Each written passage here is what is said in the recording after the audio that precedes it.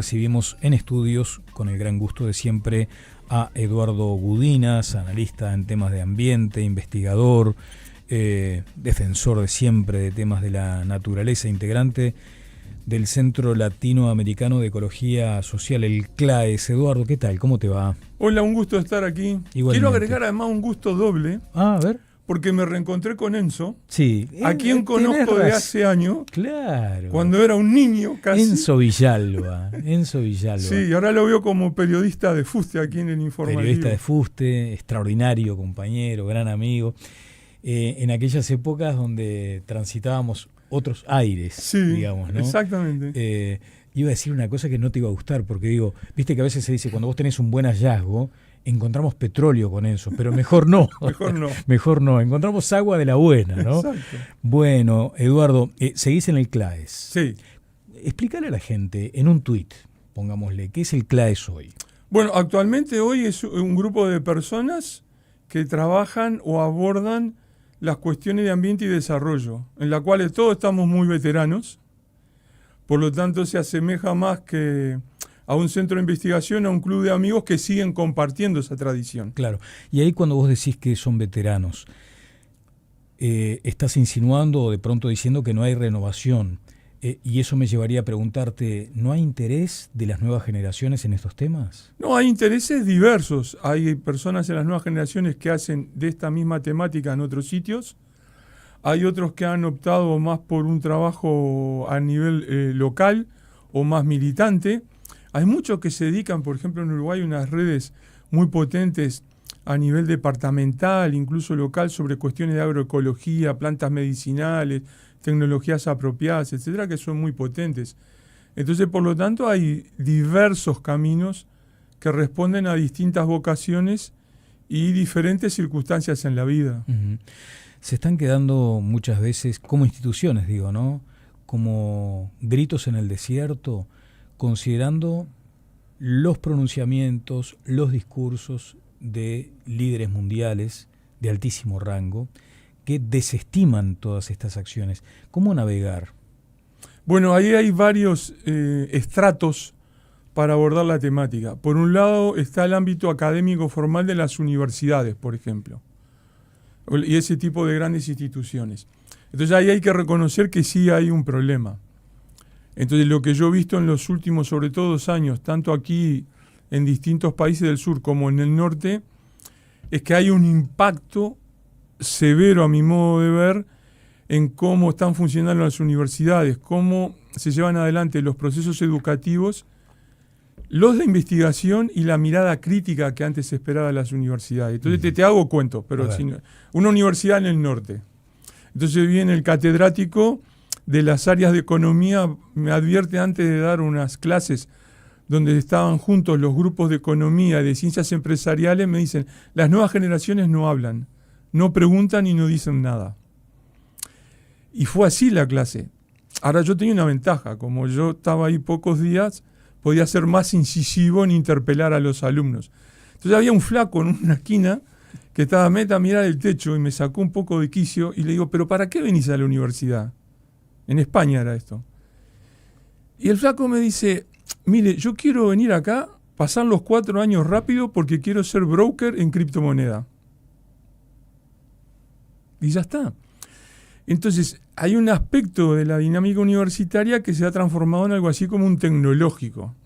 Para los más veteranos sería algo así como unas academias Pitman, claro, de la medicina, de la economía, de las ingenierías. Entonces, aquella otra espacio universitario dedicado a la crítica, al pensamiento independiente, tiene muchas más complicaciones. Entonces, eso repercute en la enseñanza. Ahora te hago un cuento aquí en el sur, dando clases en Bogotá. También tenía mezclado a grupos de varias disciplinas y estos eran estudiantes entre 20 y ponerle 25 años y la mayoría de ellos no sabían leer o interpretar una gráfica que era una curva con forma de campana. Y no lo saben. Entonces muchas veces lo que ustedes aquí han dicho en Sarandí de los problemas de la educación en primaria, en secundaria que se arrastran a la universidad, lo que yo veo de mi experiencia en otros países, tanto en el sur como en el norte, es que se ha generalizado. Entonces, eso incide en una limitación en la criticidad en mis herramientas para abordar esto. Entonces eso repercute en que se ensayen estrategias de desarrollo que una y otra vez repiten impactos ambientales. Sumale a esto que tenés gobiernos como los de Donald Trump que niegan completamente la ciencia. Si yo les relatara las noticias que hay de cómo se han desmontado las agencias del gobierno federal de Estados Unidos en temas de ambiente, salud y afines, es una cosa espantosa que va a demorar años en revertirse. Entonces, por un lado, perdés base científica, perdés a quienes puedan hacer esa investigación independiente de intereses empresariales o comerciales o político-partidarios, y eso repercute en esta temática. Uh-huh. Eduardo, ¿y qué de la crítica les cabe a grupos como estos que integrás, considerando que lo que te señalan es un afán de la declaración y de la denuncia, pero que no llega a permear a las estructuras del poder? En consecuencia, se termina simplemente valorando un conjunto de diagnósticos, pero sin mucho más. ¿Hay algo de esa crítica que corresponda hacerse? Bueno, hay que ver si es una crítica. Yo creo que se puede criticar que hay a veces que en el gremio se dicen cosas sin fundamento, sí, tipo eslogan. Bueno, eso hay que criticar. Ahora, no creo que sea posible cuestionarlos porque cuando están diciendo elementos, evidenciando problemas que son reales, no tengan la repercusión esperada. Porque esas barreras, esos blindajes a los cambios se deben a otros factores que no están en nuestras capacidades. También te digo que estos grupos son en buenos casos lo que queda de la desobediencia, la resistencia en este sentido de los saberes distintos y de las alertas tempranas. Te hago una que no tiene éxito, pero lo digo para rememorar cómo el fracaso indica lo efectivo de esto. Es que, por ejemplo, los efectos negativos de agroquímicos como el glifosato que se siguen utilizando en Uruguay han sido advertidos por las organizaciones de la sociedad civil en base a estudios de algunos académicos desde hace décadas. Eso llevó, por ejemplo, a que en Estados Unidos ocurriera toda esta sucesión de demandas contra su empleo, donde son decenas de miles de casos que se han ganado, que ya involucran miles de millones de dólares y que lleva a una revisión de la aplicación de estos agroquímicos. Pero eso no ocurre en Uruguay, porque en Uruguay tú tenés desde la academia convencional o de autoridades del ministerio y de los productores rurales que utilizan esa frase, no causan daño, son como una aspirina. Entonces ahí lo interesante es que hay ciertos apegos a las estrategias de desarrollo, ciertas cegueras a no entender estas temáticas ambientales y sociales, que se comportan como una religiosidad, como una fe, como un mito que las hace blindadas a las críticas y los cuestionamientos. Entonces uno presenta la evidencia de que esto es dañino para la salud del suelo, del agua, de las abejas y demás, en el caso del glifosato, pero se sigue aplicando. Uh-huh. Entonces ahí hay una dinámica social más compleja que excede a nuestras capacidades. Uh-huh. Eduardo, por lo que venías mencionando, languidece bastante el pensamiento crítico, hay como cierta pereza a hablar de estos temas con seriedad, con rigurosidad. Todos muchas veces terminamos guiándonos por eslogans o por eslóganes. Y corresponde también preguntarte si incide en esto lo que se vincula al mundo de la economía política o de la política económica, porque yo no sé si detrás está muy evidente lo ideológico en cuanto a cuidar el ambiente. Ya no sé si hay como una agenda que sea como propiedad de un sector ideológico o político. No, cruza todos los sectores. Eso. Y en consecuencia, precisamente sobre ese punto, la pregunta es, ¿qué hacer? ¿No? Porque si cruza todos los sectores, pero hay como una evidencia que acabas de describir como de pereza para tener un pensamiento crítico, ¿de aquí en más qué? Bueno, lo importante es reconocer que esto cruza amplios sectores. Entonces te doy otro ejemplo de otra parte del mundo para que se vea cuán profundamente arraigado está. Porque el principal decidor, el que toma las principales decisiones, por ejemplo, de qué recursos naturales explotar en América Latina, incluso en Uruguay, son las decisiones del Partido Comunista en China, se toman en Pekín. No son de una empresa transnacional ubicada en Londres o en Nueva York. No, las toma el Politburó.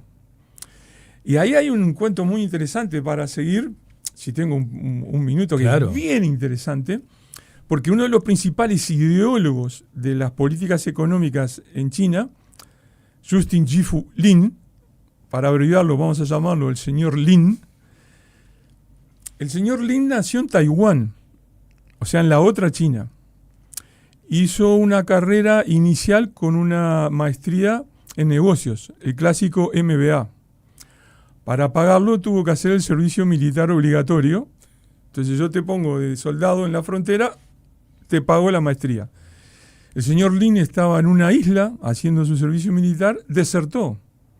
Cruzó nadando, pidió refugio en China continental, fue a Pekín. En Pekín hizo una maestría en economía marxista, el otro lado del abanico. Cuando comenzó la última etapa del deshielo entre Pekín y Washington, fue una delegación de la Universidad de Chicago. Abro un paréntesis, los Chicago Boys, responsables de las reformas monetaristas y del neoliberalismo clásico. Cierro el paréntesis. Llegaron los de la Universidad de Chicago a Pekín y le dijeron a las autoridades del Partido Comunista, ¿tienen algún joven interesante que nos podamos llevar a Chicago para que haga con nosotros el doctorado en economía monetarista? Adivinen usted a quién eligió el partido. al señor Lin. Al señor Lin. Hizo el doctorado, volvió, y en otra etapa más del avance de China, que también presencié, fue su recambio de su postura en los organismos internacionales, cuando en el Banco Mundial se decidió que por primera vez en su historia se le iba a dar el cargo de economista jefe a alguien del tercer mundo, los países del sur dijeron que lo elija China. Y el gobierno chino eligió al señor Lin. Entonces, cuando uno lee las ideas del desarrollo del señor Lin, más allá de sus citas, por ejemplo, a Marx o a Keynes, no es muy diferenciable en sus bases conceptuales y prácticas de los desarrollos que se aplican en nuestros países. Entonces, como tú decías, hay un modo de entender el desarrollo que implica apropiación intensiva de recursos naturales, creer que el bienestar está en la compra de bienes materiales en el shopping y la necesidad de que la economía crezca siempre y que eso guarde ciertos equilibrios macroeconómicos. Entonces, esas patas se repiten en todos los países y cada uno las adapta y las gestiona diferente.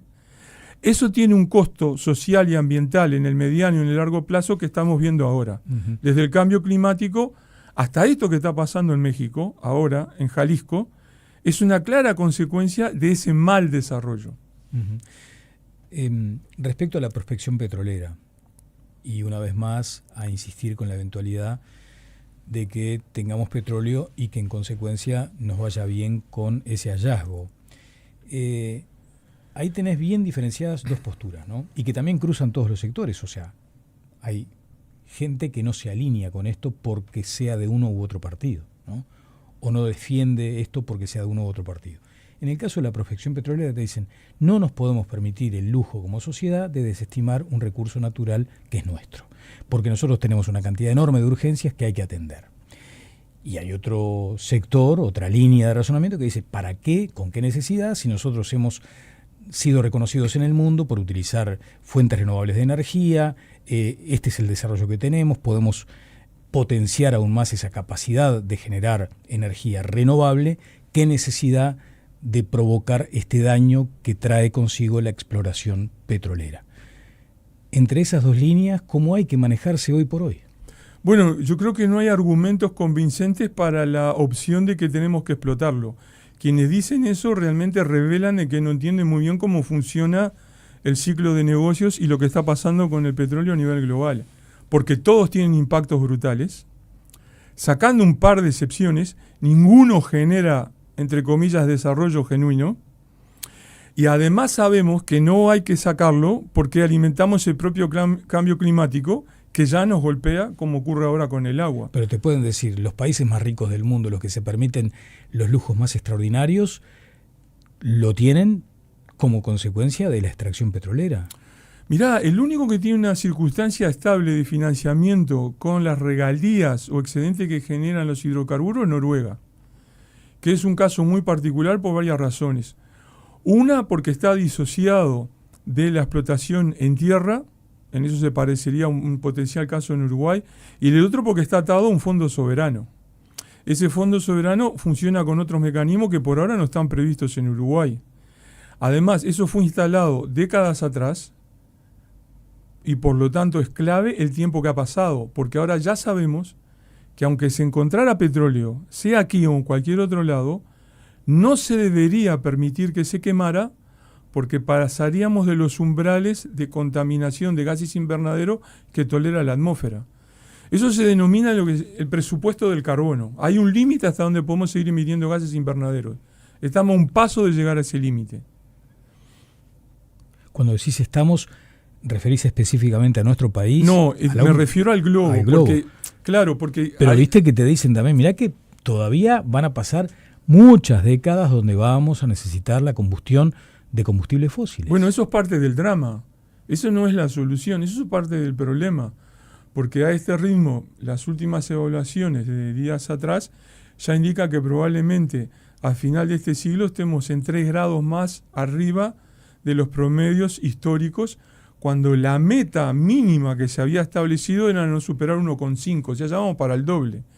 Entonces, para nosotros que estamos más veteranos, no vamos a estar presentes, pero nuestros nietos se la van a ver en figuritas. Sea porque va a haber regiones en que el calor los va a ser intolerable, o porque en otras va a haber inundaciones, o más allá va a haber sequías, o porque apareció alguna nueva enfermedad que se transmitió por los cambios en la temperatura y así sucesivamente. Uh-huh. Bien. Pero te digo, sí, dejame un punto más para insistir en mi cuestión.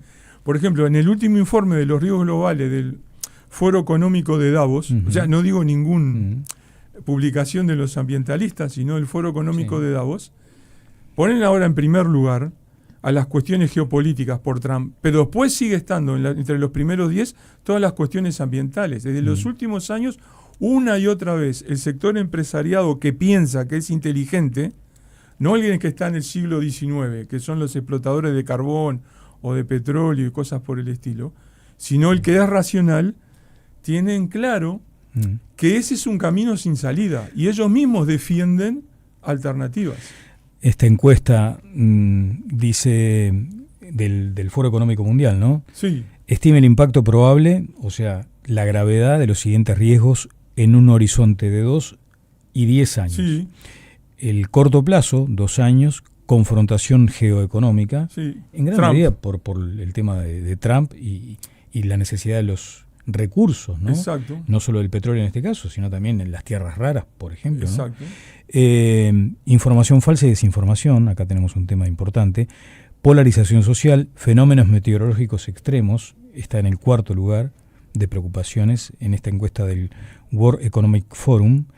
Los conflictos armados, la inseguridad cibernética, desigualdad, deterioro de los derechos humanos. En el 9º lugar, la contaminación. Pero mirá, están asociados. Por ejemplo, tú mencionabas lo de los minerales críticos, sí. El interés de las tierras raras esas, ¿no? Y las tierras raras. O los programas de reconversión energética de la Unión Europea y en parte Uruguay, que promueven el uso de automóviles con baterías. Ese es un lado de la moneda. El otro lado que yo he visto y me gustaría compartir con los oyentes, yo he visto las minas de litio en el norte de Chile y en el altiplano de Bolivia. Y es terrible. Es una situación terrible. Tú estás a 4.000 metros de altura, ves el salar blanco hasta el horizonte, donde está horadado en grandes piletas donde se extrae el litio para mantener en funcionamiento esa reconversión. Donde ya sabemos que no hay litio suficiente en el planeta Tierra para reconvertir a todos los autos de que ya disponemos. Entonces, esa es la evidencia que te dice, estamos borrando feo a las opciones y hay que pensar en otro tipo de cambio. Esto no quiere decir negar la importancia de la reconversión eléctrica o de esos vehículos, sino que decís que pensar bien en qué los vamos a utilizar, para qué, y reformar el transporte público para hacer eso posible. Lo mismo se repite en agropecuaria, lo mismo se repite en la industria y así en otros sectores. Eduardo, punto y aparte a este tema de la posibilidad de buscar petróleo, de seguir buscando petróleo, nos vamos a algo que sí efectivamente tenemos, y lo tenemos como riqueza, creo, ¿no? Es el asunto del agua. ¿Cómo no? ¿Hay extractivismo de agua? El uso del término extractivismo en su sentido riguroso, exacto, no aplicaría, pero sí aplica en el espíritu de lo que yo entiendo que se quiere decir, que es la exportación, sobre todo en nuestro caso de recursos agropecuarios, implica unos consumos brutales de agua. A ver, vamos a ese detalle, por favor. Claro, entonces tú para producir la tonelada de celulosa consumís enormes cantidades de agua. Lo mismo para la tonelada de arroz y así sucesivamente. Entonces, ¿qué sucede? Hay algunos sectores que son muy demandantes de ese consumo, tienen lo que se llama una huella hídrica muy alta y contribuyen a eso. Además, como ahora todo se mide en millones de toneladas, cuando tú exportás millones de toneladas de poroto de soja, en cada porotito de soja va una gotita de agua que esa nunca vuelve al suelo. Entonces ahí también se pierde. Entonces se indica, y hay indicadores físicos para eso, que se miden en toneladas, que evalúan cuánta agua se gasta y cuánta agua se pierde en un comercio asimétrico desigual.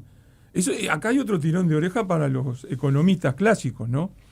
Porque una economía del siglo XXI tendría que medir el desempeño de los sectores productivos, por ejemplo agropecuarios, no solo en los dólares, sino también es cuánta energía se consume por tonelada producida, cuánta agua se consume por tonelada producida, cuánto fertilizante y químico tenemos que importar para obtener cada tonelada, para generar lo que se llaman balances de materia y de energía y de agua que permiten identificar cuáles son más exitosos y no exitosos. Uh-huh.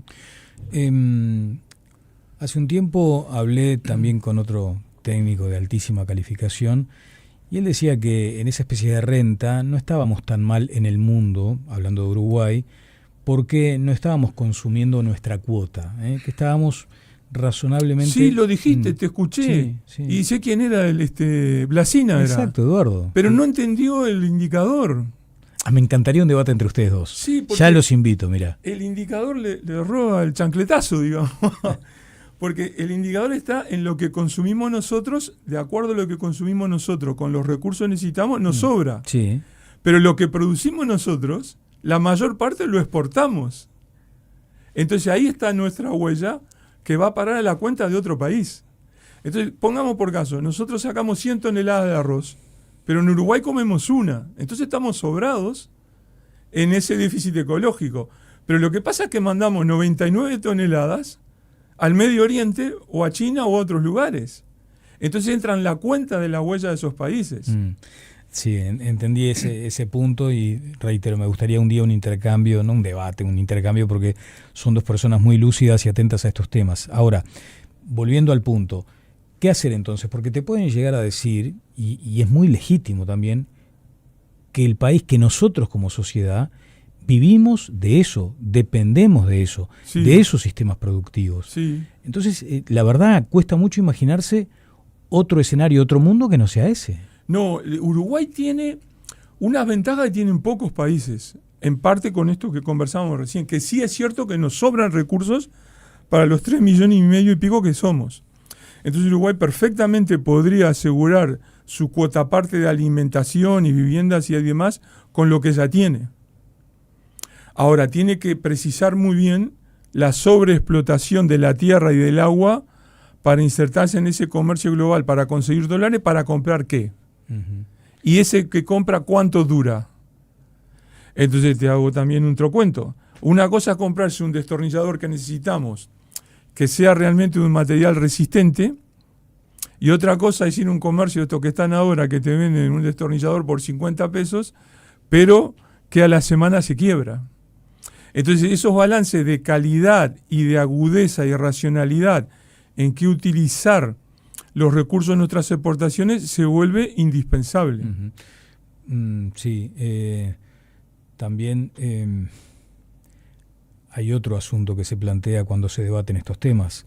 Vos decís, Uruguay, que tenemos una cantidad de condiciones, de atributos, nos da gusto vivir acá, pero hay gente que le está pasando realmente muy mal. Estamos hablando de pobreza, de carencias en la educación, de problemas con la seguridad, y te dicen también quienes gobiernan, nosotros necesitamos que crezcan las inversiones, que crezcan las exportaciones, porque es la forma de paliar las circunstancias de quienes están en situación de vulnerabilidad. Más a mi favor, es imposible comprender cómo en Uruguay puede haber gente pasando hambre siendo uno de los grandes productores agropecuarios de la región y del mundo en algunos rubros. Entonces no ese es un problema de la estructura de cómo puede esto funcionar de un modo alternativo. Ahí hay una carga de responsabilidades para la clase política de todos los partidos que tienen que asumir. O sea, son muy chambones, muy ineficientes para soluciones efectivas, porque eso se repite con los alimentos, está pasando de nuevo con el agua, que estamos una vez más enfrentando una situación complicada, y en cambio, yo escucho hoy el informativo de la mañana de Sarandí.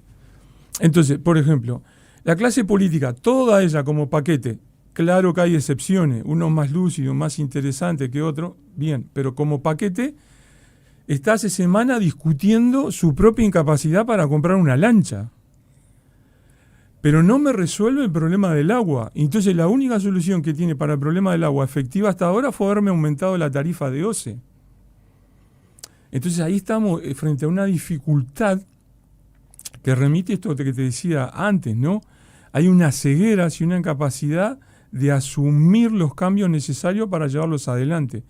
Entonces te hacen creer que necesitamos tener, por ejemplo, más plantas de celulosa para juntar más dólares, para tener más burocracia, para, por ejemplo, atender el problema de la alimentación en los sectores más marginales. Cuando de hecho los sectores marginales están a un paso de un gallinero, de un tambo, de un cultivo, para resolver esos problemas con lo que ya disponemos. Muchas gracias, Eduardo, por estos minutos. Volveremos a hablar en breve. Me queda simplemente, pero que hagas así como un asterisco nada más de anticipo, ¿no? Un tuit.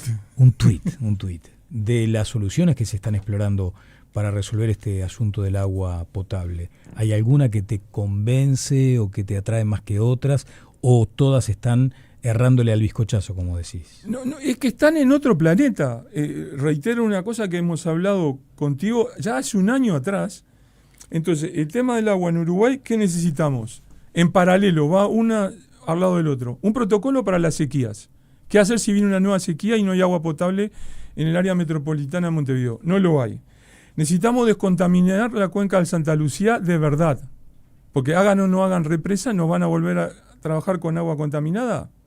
No hay medidas efectivas. Necesitamos reparar las cañerías de OCE. Se pierde la mitad del agua. Hacer una nueva represa para perder la mitad del agua no tiene sentido. Entonces, estas medidas que son protocolo de sequías, reparar las cañerías y descontaminar la cuenca de Santa Lucía, no son las que se discuten. Muchas gracias. Gracias a ti.